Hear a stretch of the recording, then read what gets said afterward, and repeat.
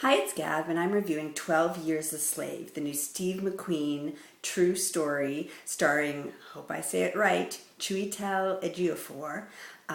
This movie won the Audience Award at the Film Festival here in Toronto last month and is being very much talked about in terms of upcoming award season, traditional award season, the Oscars, of course, for its pedigree of actors and the story itself. Oscar loves a true story. The story is of Solomon Northup, who was a free man in 1841 when he was kidnapped in New York State and sold into slavery in the South, and follows his 12-year story ordeal as a slave and the particular pain of a slave who shouldn't be there. Not that any of the slaves should have been there, but many slaves were born into slavitude, and he was definitely there by different kind of unfortunate turn of events and taken away from his family and his life in the civilized North. And he's sold from to master and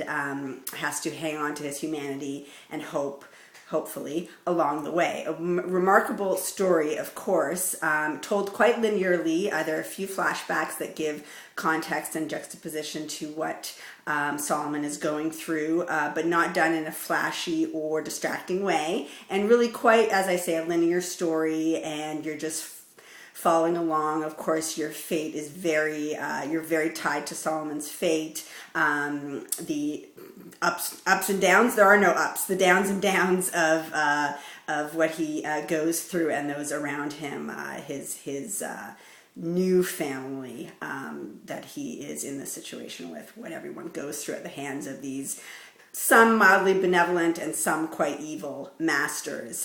Evil one, particularly Michael Fassbender; more benevolent one, Benedict Cumberbatch. Great cast, and others who I won't mention. But it really is Chiwetel's performance. He is just captivating as Solomon. His expressive eyes are just these deep pools of confusion and pain, and yet almost always still that glimmer of hope that he tries to hang on to and somehow manages to, a shred of it, until much later on in his ordeal. That's something that I could quibble with, or that almost distracted me a bit, is that I didn't really grasp the sense of the passage of time. I mean, you know it's 12 years, but I didn't get a strong feeling of that. I didn't want it to be in my face, like with a superimposed, this year, then the next year, then the next year on the screen, and you don't want to see the actor necessarily age artificially with makeup. I mean, what he's going through just aged his countenance. But in some ways, the action felt that it wasn't over a long period of time. And to me, that took away some of the sort of suffering and angst that underlies this story. It's the length of it, not to take away from the suffering, even if it was just for a day or a week. But because it is supposed to be somewhat of an epic story, I didn't quite feel that length of time.